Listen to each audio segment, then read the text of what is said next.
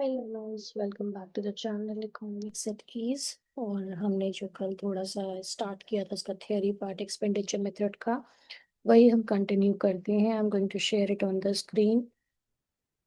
Okay, तो यहाँ हमने नेट एक्सपोर्ट्स और उसके कंपोनेंट्स पढ़ लिए थे, जिसको मैंने बताया था पीएनजी। ओके, मैंने शॉर्ट फॉर्म बता दिया था आपको। Now, without any further delay, let's start. Calculate net exports. Okay, तो net exports आपको बताए जाते हैं कि exports minus imports, right? तो ये फॉर्मूला हम कर लेते हैं, that is in E. Okay, तो हम कह सकते हैं ये फॉर्मूला है इसका, net exports equals to exports minus imports। ये है इसका फॉर्मूला। ओके, और हमें करना क्या है, सिंपली अब इसको कैलकुलेट करना है। इस तरह के भी 1 मार्क के क्वेश्चंस आ सकते हैं, या आपको क्वेश्चन में भी दिया जा सकता है कि नेशनल इनकम कैलकुलेट करना है। तो हमें पहले वो सब कंपोनेंट्स जो थे आपके, चारों कंपोनेंट्स ऐड करने हैं। तो उसमें एक नेट एक्सपोर्ट्स का भी आएगा। अगर इस तरह का कुछ एक्सपोर्ट्स और इम्पोर्ट्स गिवन है तो हमें इस तरह अलग से उसको कैलकुलेट करना होगा। ओके, ना केस 1 देखते हैं। केस 1 में है exports is equals to 500 and imports is equals to 300। तो सिंपल हमने फॉर्मूला के अकॉर्डिंग फर्स्ट नंबर पे ये डाल दिया इसका, net exports equals to X यानी कि एक्सपोर्ट्स। तो एक्सपोर्ट्स गिवन है आपके 500 माइनस इम्पोर्ट्स इज 300। तो ये सिंपल आपके आ जाएगा 200 नेट एक्सपोर्ट्स फर्स्ट केस में। सेकंड केस में क्या है, जैसे 200 यहाँ पे आंसर आ गया था इसका। एक्सपोर्ट्स हैं आपके 600, तो हमने एक्सपोर्ट्स की जगह पे 600 कर दिया। इंपोर्ट्स हैं कितने, 700 के। तो हमारा आंसर क्या आया, माइनस में 100। ओके, यानी कि इसमें क्या था, आपका एक्सपोर्ट्स आपके जो थे कम थे और इंपोर्ट ज्यादा थे, तो माइनस में आ गया आपका नेगेटिव बैलेंस। ओके, यहाँ पे भी देखिए माइनस लिखा है ₹100। Now let's see case number 3। Case number 3 में है एक्सपोर्ट्स कुछ भी नहीं है, यानी कि 0 माइनस इम्पोर्ट्स है 200। तो ये भी हमारा 0 माइनस 200, तो ये आ गया नेगेटिव में। तो इस कंडीशन में आपके मैं कह सकती हूँ कि नेट एक्सपोर्ट्स जो है नेगेटिव भी हो सकता है, पॉजिटिव भी हो सकता है, और आपका बैलेंस में भी हो सकता है और जीरो भी हो सकता है, अगर दोनों चीजें इक्विवेलेंट होंगी। ओके, हम इसीलिए एग्जांपल्स के थ्रू इसको देख ले रहे हैं। कंडीशंस भी आपसे पूछ सकते हैं कि when the net exports are, you can say negative when imports are more than exports. Okay, and positive when exports are more than imports. Okay, so balanced हो गया। ओके, नाउ फॉर एग्जांपल इसमें net exports given है, यानी कि NE ही given है आपका in case number 4। Okay, net exports given है 500। ओके, एंड आपके इंपोर्ट्स है 200, यानी कि x0 है, इंपोर्ट्स है 200। और हमसे बोला जा रहा है कि हमें कैलकुलेट करना है नेट एक्सपोर्ट्स, क्योंकि यहाँ पे क्या है, calculate net exports. So what we will do here, हम सीधे सीधे बस 500 ही लिख देंगे, क्योंकि हमें जो चाहिए अमाउंट वो ऑलरेडी हमने मेंशन करा है, just for to create confusion for the students. Okay, तो उन्होंने इंपोर्ट्स दे रखे हैं। ठीक है, अगर वो पूछते हैं कि एक्सपोर्ट्स कितने हैं फॉर एग्जाम्पल, तो हम यहाँ पे क्या करते थे, 700 मानते ना, क्योंकि 700 गिव यू 500। ओके, इसका जस्ट ऑपोजिट होता। Now what is case number 5 देख लेते हैं यहाँ पे हम। केस नंबर 5 में है नेट इंपोर्ट्स और excess of imports over exports is equals to 200, यानी कि नेट इंपोर्ट्स हमारी है या हमारी एक्सपोर्ट ज्यादा हो, इंपोर्ट ज्यादा हो गई। तो इंपोर्ट्स का मतलब ये हो गया कि ज्यादा है तो नेगेटिव में बैलेंस जाएगा। तो हम कह देंगे as net imports is positive it means that exports are less than imports. तो माइनस में ही हम नेट एक्सपोर्ट्स कर देंगे। ओके, नेट एक्सपोर्ट्स आपके आ जाएंगे माइनस में। ये जो माइनस का साइन है it means exports are more than imports. Oh sorry, आपके इम्पोर्ट्स जो है वो ज्यादा है, वेरी सॉरी यो, इम्पोर्ट्स आपके ज्यादा है, आपने सामान बाहर से ज्यादा मंगाया है और एक्सपोर्ट्स आपने कम करे। ओके, देन केस नंबर 6 हम देख लेते हैं यहाँ पे। केस नंबर 6 में नेट इम्पोर्ट्स माइनस 350, यानी कि एक्सपोर्ट्स माइनस इम्पोर्ट्स होता है नेट आपका। Okay, net exports. तो हमारा यहाँ पे क्या बता रहा है, नेट इम्पोर्ट्स हमारे जो है वो 350 है माइनस में, यानी कि ये क्या होगा, ज्यादा हुआ होगा ना, एक्सपोर्ट्स आपके ज्यादा होंगे यहाँ पे। इसका मतलब ये पॉजिटिव में आ जाएगा। ओके फाइन, क्योंकि इम्पोर्ट्स हमारे क्या है, जब नेगेटिव होंगे तो हमारा इसमें आ जाएगा। Okay, so with this we come to the end here. Okay, और अभी हम आगे की थियरी और पढ़ते हैं इसमें। Let me rub this. ये सब एग्जाम्पल्स के थ्रू है, ये 1 मार्क का भी आपसे पूछा जा सकता है। ओके, तो सिंपल आपको फॉर्मूला पता होना चाहिए। और जब भी आपके जो है एक्सपोर्ट्स जो है कम होंगे और इंपोर्ट्स ज्यादा होंगे तो नेगेटिव में ही बैलेंस आएगा। ओके, बस यही चीज हमें याद रखनी है। एक्सपोर्ट्स यहाँ पे देखिए ज्यादा थे क्योंकि इंपोर्ट्स, आपके नेट इंपोर्ट्स जो है माइनस में है। Okay, now let's start this portion now. Okay, just let me zoom it.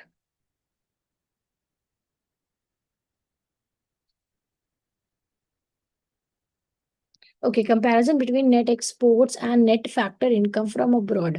तो यहाँ पे क्या आपका बताया जा रहा है कि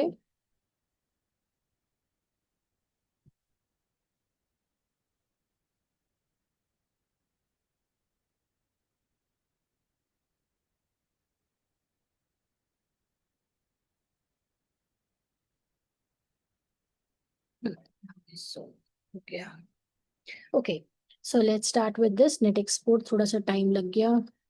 ओके, बट स्टिल हो गया manage.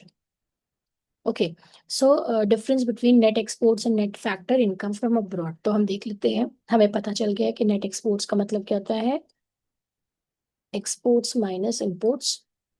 Net factor income from abroad का होता है फीफा माइनस फीटा, यानी कि NFIA।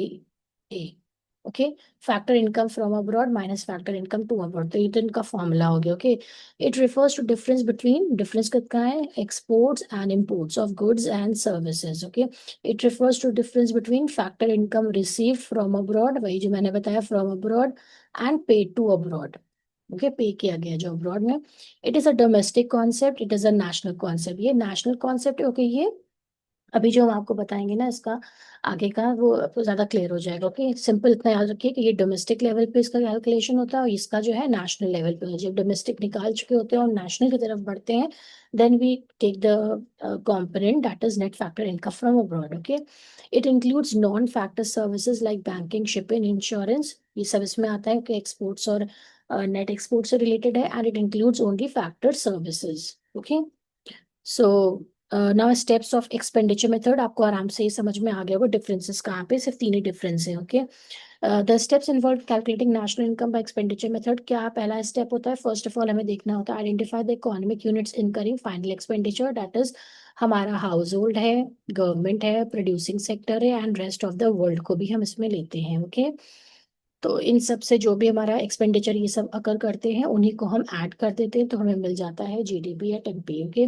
Classification of final expenditure, final expenditure incurred by the above mention economic, above मतलब ये वाले जितने भी आपके हैं ये सब ऐड हो जाएंगे इसमें। Okay, world sector. ओके, तो इन सबको जब हम ऐड कर देंगे, are estimated classified under the following heads, जो हमने कल पढ़ा था, PNG।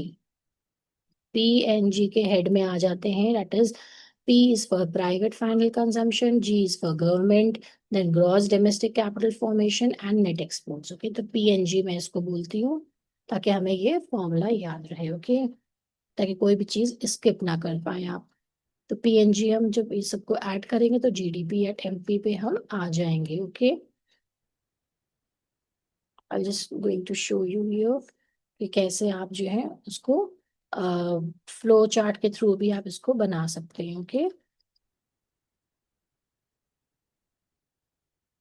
Okay here. Okay, classification of final expenditure में मैंने आपको ये बता दिया, PNG आएगा। Okay, sum total of 4 components of final expenditure, तो आ जाएगा आपका GDP एट MP, यानी कि gross domestic product at market price. Okay, यानी कि इन सबको हमने टोटल किया तो हमें क्या मिलेगा, GDP at MP। GDP and MP आपका आया, कैलकुलेट डोमेस्टिक इनकम हमें करनी होगी। ओके, NDP एट FC, तो हम NDP एट FC कैसे करते हैं,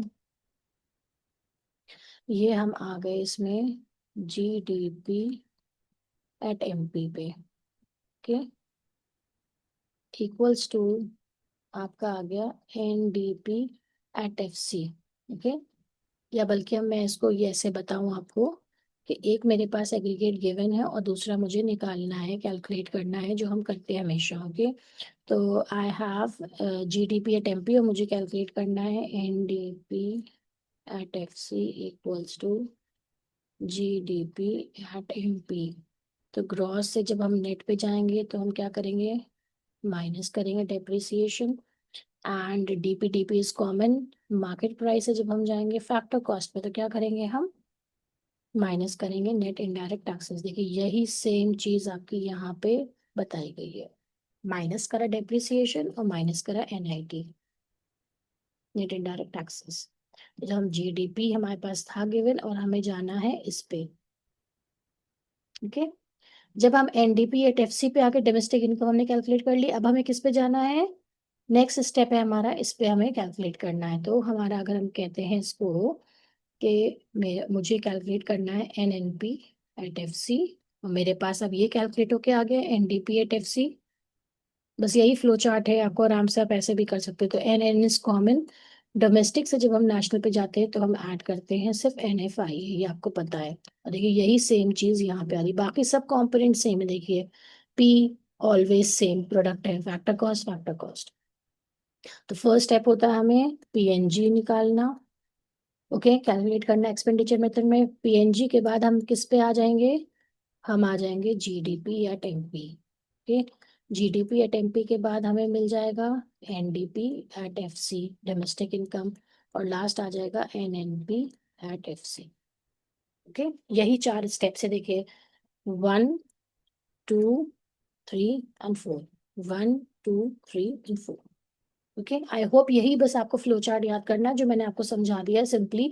आप कैसे aggregate with the help of following the arrows आप कैसे कैलकुलेट कर सकते हैं। ओके, सो आई होप इसको याद करने की ज़रूरत ही नहीं पड़ेगी। जो स्टूडेंट्स मुझे पहले से फॉलो कर रहे हैं, मेरे वीडियोस देख रहे हैं, उनको ये अच्छे से मेथड आता है। और जो न्यू स्टूडेंट्स हैं उनका मैं रिक्वेस्ट करना चाहती हूँ कि please watch the previous videos, जिससे कि आपको ये प्रॉब्लम फेस ना करनी पड़े, कि लर्निंग थोड़ा कम हो जाएगा आपके लिए। ओके, और समझने में आसानी हो जाएगी हर चीज़। नाउ नेक्स्ट क्या है आपका, कैलकुलेट डोमेस्टिक इनकम। मैंने आपको समझा दिया कैसे डोमेस्टिक इनकम कैलकुलेट करेंगे। Estimate net factor income from abroad, वो मैंने आपको बता दिया, NFI है। ओके, ये सब वही उन्होंने थियोरी में लिख दिया। Precautions of expenditure method. Now last में हम क्या करेंगे, NFI जैसे ही हम इसमें ऐड करेंगे डोमेस्टिक इनकम में, यहाँ पे D क्या है, डोमेस्टिक इनकम है। ओके, तो हमें मिल जाएगा national income. Precautions of expenditure method, जैसे और सबके आपके प्रिकॉशंस थे और मेथड्स के, सेम एज इट इज आपके इसके भी प्रिकॉशंस आते हैं कि क्या चीजें हम ऐड करते हैं, क्या चीजें नहीं इंक्लूड करते हैं नेशनल इनकम में। एक्सपेंडिचर और intermediate goods will not be included in the national income. जो इंटरमीडिएट गुड्स होते हैं वो अपनी क्या करते हैं, आपकी जो उनकी मेन वैल्यू होती है ना, वो ऑलरेडी इंक्लूडेड होती है, और डबल काउंटिंग हटाने के लिए भी होता है, और वो अपना छोड़ देते हैं ना मेन बेसिक उनका जो क्या कहते हैं उसे, मैं भूल गई। देखिए इंटरमीडिएट गुड्स बेसिकली जो उनका होता है वो छोड़ देते हैं, ठीक है।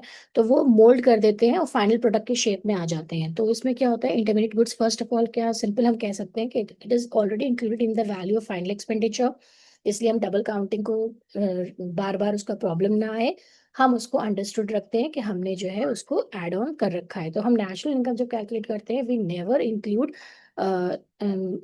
that is the expenditure on intermediate goods. Okay, they lose their identity। देखो मैं भूल गई थी ये word, they lose their identity, यही वर्ड यूज होना है। ओके, यही फ्रेज यूज होना है। Now next is what, transfer payments are not included. Transfer payment जितने भी होते हैं आपके, ठीक है ना, तो वो सब भी हम इसमें इंक्लूड नहीं करते हैं। तो ये सब हम और भी मेथड्स में भी यही सब चीज़ें थी। Okay, purchase of second hand goods, क्यों, क्योंकि इसलिए वो जिस ईयर में, ओरिजिनल ईयर में वो बनाए गए होंगे उसमें उनका रिकॉर्ड होगा। So we do not, in order to avoid double counting. Okay, तो इसलिए हम उसको इफेक्ट हटा देते हैं। As such expenditure has already been included when they were originally purchase, certain goods do not affect the current flow of goods and services, however any commission और brokerage. हाँ, लेकिन देखो जो कमीशन और ब्रोकरेज होगा, ठीक है, तो वो जरूर इसमें ऐड होगा नेशनल इनकम में। Okay, then purchase of financial assets, यानी कि शेयर्स डिबेंचर्स है, उनका सिर्फ क्या होता है, एक हम नाम चेंज होता है, तो इसलिए हम उसको भी, सिर्फ टाइटल चेंज होता है, इसलिए हम उसको भी इंक्लूड नहीं करते हैं, ठीक है।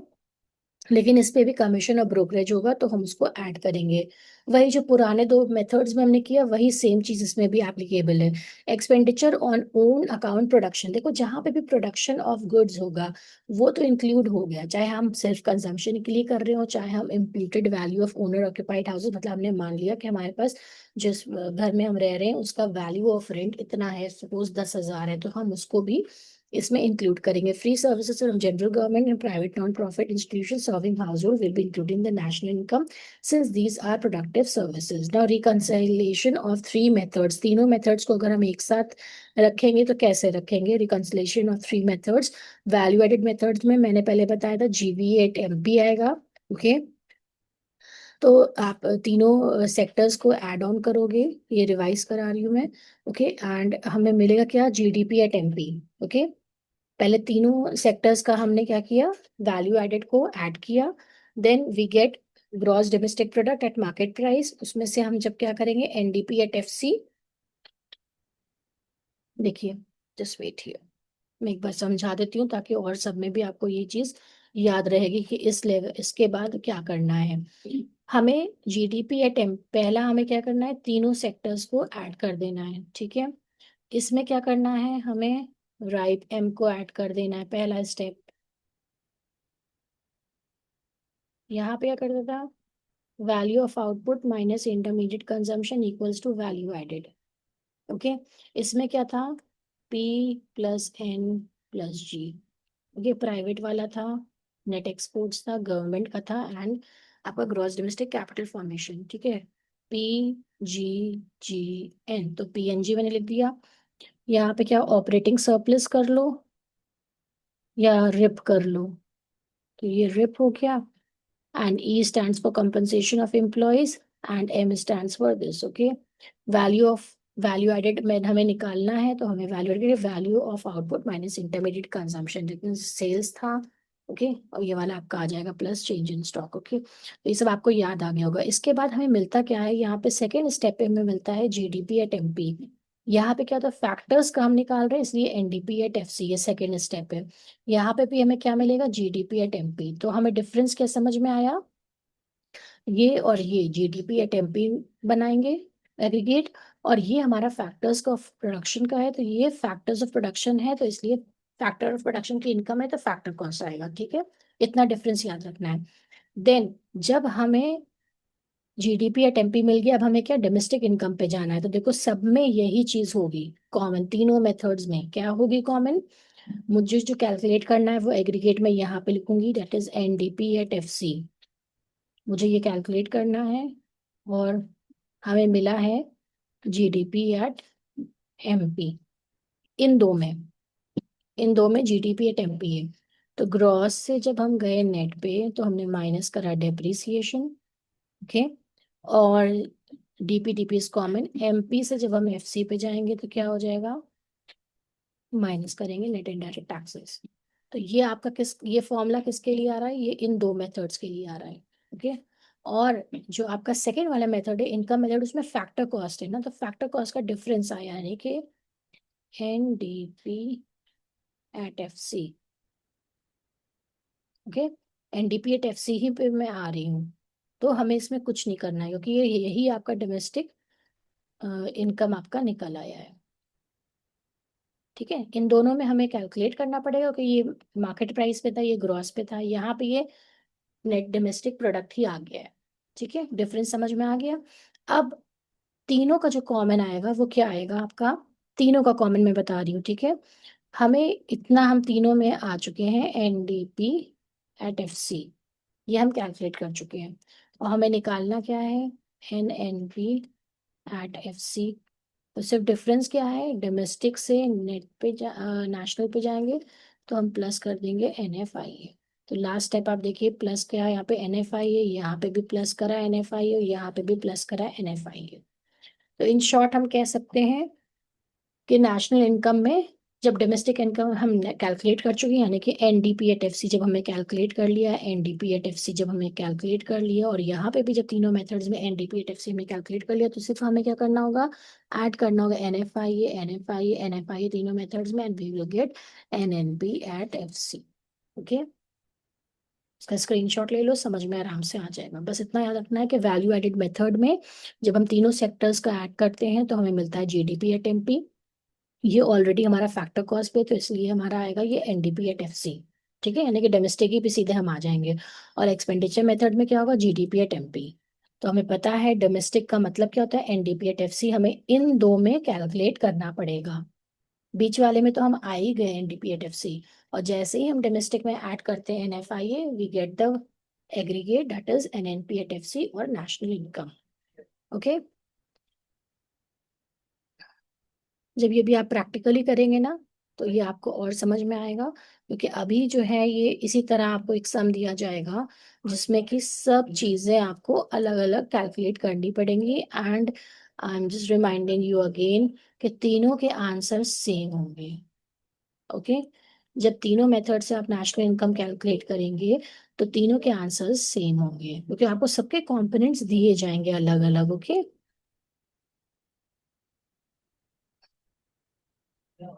देखिए एनएनपीएटएफसी पे आप जाएंगे इस तरह। Now let's see here reconciliation of three statements, जो मैंने अभी आपको बताया था। तो हमने एग्जाम्पल देख लेते हैं। Okay,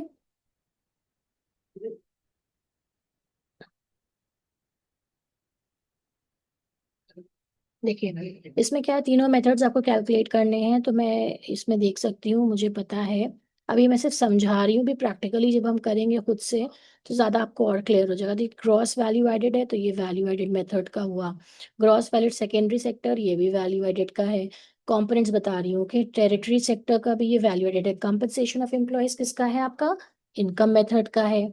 okay, rent and royalty income method है, इंटरेस्ट इनकम मेथड है, मिक्स्ड इनकम इनकम मेथड है, प्रॉफिट इनकम मेथड है, प्राइवेट फाइनल कंजम्पशन एक्सपेंडिचर, देखो अपने आप ही एक्सपेंडिचर मेथड बोल रहा है, लास्ट में एक्सपेंडिचर है, government final consumption expenditure method, gross domestic capital formation expenditure method, net export expenditure method.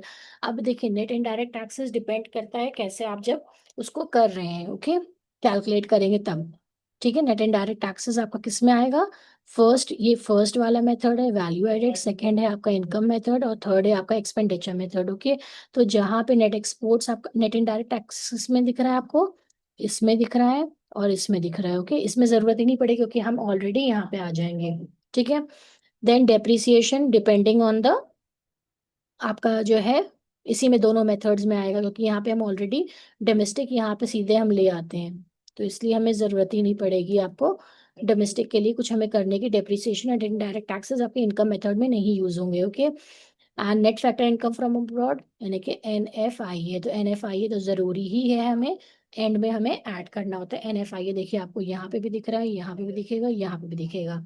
Formulas मैंने आपको बता रखे हैं। ओके, उसी को फॉलो करना है। इसका फॉर्मूला मैंने बता दिया था, राइप एम,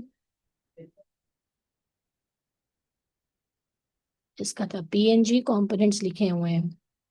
ओके, और इसका था आपका value of output minus intermediate consumption. लेकिन जब हमें ऑलरेडी इन्होंने दे रखा है ये ग्रॉस ग्रॉस ग्रॉस, तो हमें कुछ भी नहीं करना, सिर्फ इनको सिंपली ऐड करेंगे तो हमें मिल जाएगा जीडीपी एट एमपी। इसमें आ जाएगा लास्ट में एनडीपी एट एफसी, क्योंकि फैक्टर कॉस्ट पे इसमें भी हमें मिल जाएगा जीडीपी एट एमपी। ओके, तो वैल्यूज जो गिवन है आप उसको पुट करेंगे, सबको ऐड करेंगे, और आपका आराम से ये निकल आएगा NDP at F C. NDP at F C में एनएफआई है, मतलब सेम ही अमाउंट रहेगा सब में। ठीक है, एक ही बार देंगे, बार बार थोड़ी ना देंगे, तो उसको जब हम ऐड कर देंगे एनएफआई इसमें देखिए कितना दिया है, 100। ओके, तो 100 हमने लास्ट में देखिए ऐड करा है, 100 लास्ट में ऐड किया, 100 लास्ट में, तो देखिए 4200 आपका एनडीपी एट एफ सी इसमें भी है, एनएनपी एट एफ सी, और 4200 एनएनपीएटएफसी आपका इनकम मेथड से भी है और एक्सपेंडिचर मेथड से भी 4200, यानी कि सेम आंसर आएगा तीनों से। ये सिर्फ एक एग्जाम्पल है, बहुत सिंपल सा है, इसी तरह आपको बताया जाएगा आगे के क्वेश्चंस में। ठीक है, तो घबराइए नहीं, प्रैक्टिस से सब आ जाएगा। अभी आपने दो मेथड सीखे थे, तीसरे मेथड के पहले हम अभी सॉल्व इलस्ट्रेशन करेंगे, then we start the unsolve question. Okay, तो कोई प्रॉब्लम नहीं होगी। जैसे आपने बाकी के मेथड्स आपने सीख लिए, आपने कैलकुलेशन सीख लिया, सब प्रैक्टिकल्स अनसॉल्व सॉल्व सब कर लिए हैं, वैसे ही ये भी करेंगे, कोई डरने की बात नहीं। Okay, so I hope you love the series here. Please like share and subscribe my channel. And मैं तो बस यही चाहूंगी कि स्टूडेंट्स को जितनी आसानी मैं प्रोवाइड कर सकती हूँ मैं उतनी कर दूँ, ताकि आप अच्छा स्कोर करें अपने एग्जाम्स में और बोर्ड्स में। ओके, सो आई होप इसके बाद तो कुछ भी नहीं बचा होगा। Okay, so keep learning and keep scoring, keep practicing. Okay, thank you.